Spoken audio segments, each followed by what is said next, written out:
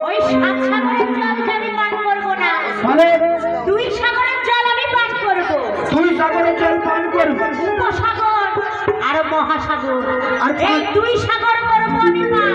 আর পাঁচটা আর সাগর বাকি পাঁচ সাগর কি কি জানিস? কি? দধি দুগ্ধ ঘৃত মধু আর গোমোচনায়, এই পাঁচ সাগরের জলকে একত্রিত করে যেদিন হবে আমার পূজা আরাধনা, মাথা থেকে পা পর্যন্ত করবো আমি গাত্র ধৌত। তারপরে কি হবে? গাত্র ধৌত করার পরে চরণ দিয়ে বেয়ে চলে যাবে, সেটা হবে চরণামৃত তৈরি।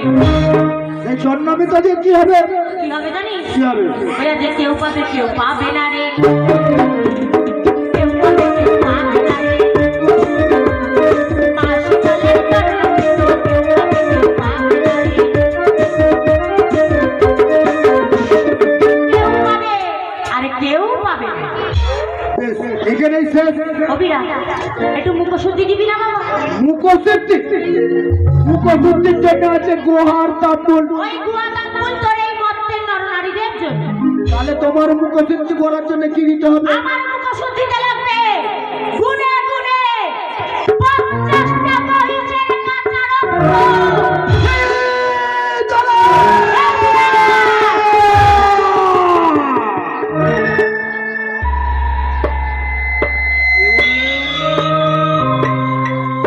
তোমার মুখশুদ্ধির জন্য তোমায় দিতে হবে গুনে গুনে 50টা মহিষের রক্ত। যে মাছ মাংস খায়, যে মহিষের মাংস খায়, সে দেবী হতে পারে। তোকে দেখে আমার কি মনে হচ্ছে জানিস? কি মনে হচ্ছে? তোকে দেখে মনে হচ্ছে তুই একটা ডায়েরি, তুই একটা পিতাসী, তুই একটা রাক্ষসী।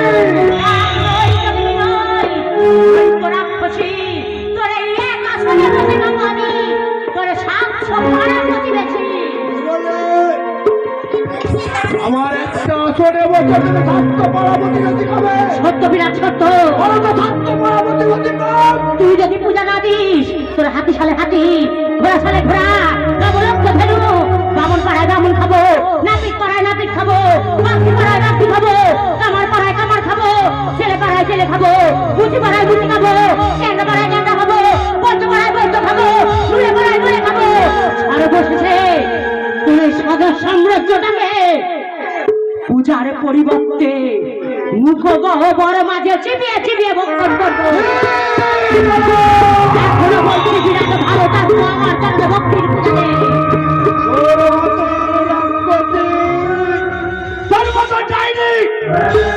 তোর মতন পিতাসিনীকে রাজা বিরাট পূজা দেবে না। আমি যে এতক্ষণ তোকে পরীক্ষা নিচ্ছিলাম,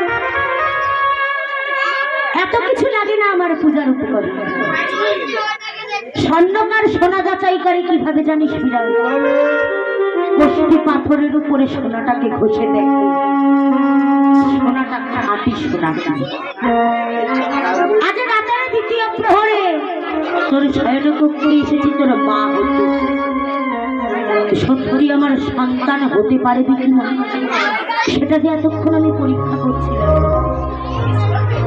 আজ মাছ মাংস আমার লাগে না, কি লাগবে শুনে? কি লাগবে?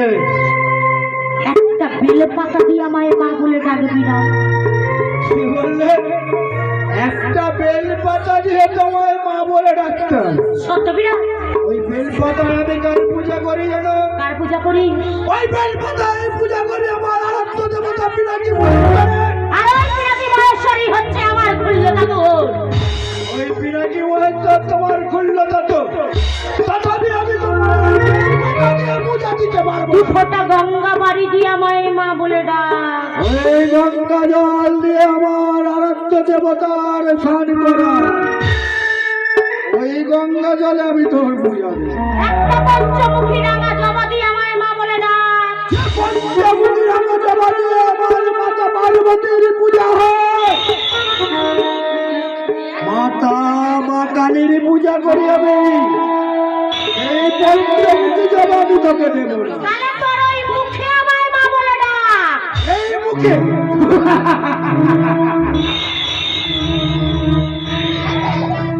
নারী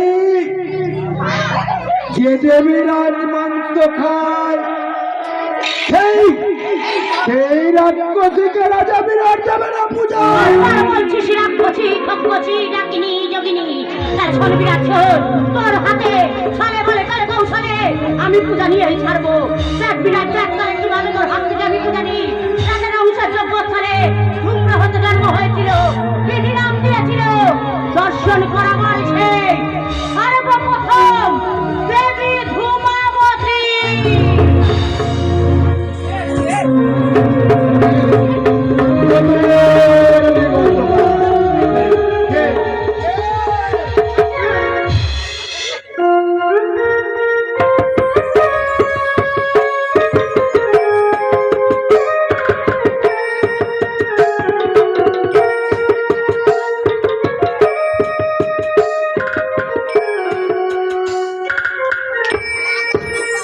ভগবান ধূমাবতী, আজ এসেছিস মা, এসেছিস বিরাটের শয়ন কক্ষ মাঝে। এসেছিস তখন রাজা বিরাটের হাতে নিয়ে যা ভক্তির প্রণাম।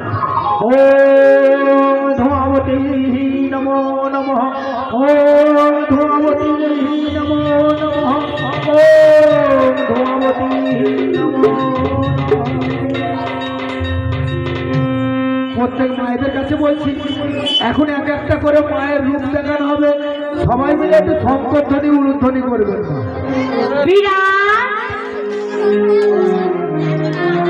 মা ধূমাবতী, এসেছিস মা, এসেছিস এসেছিস মা।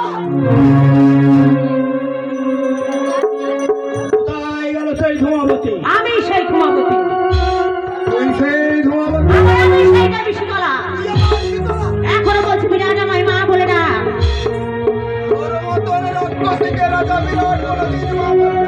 মা বলবি না, মা বলে ডাকবি না বিরাট, ডাকবো না, মা বলে ডাকবি না।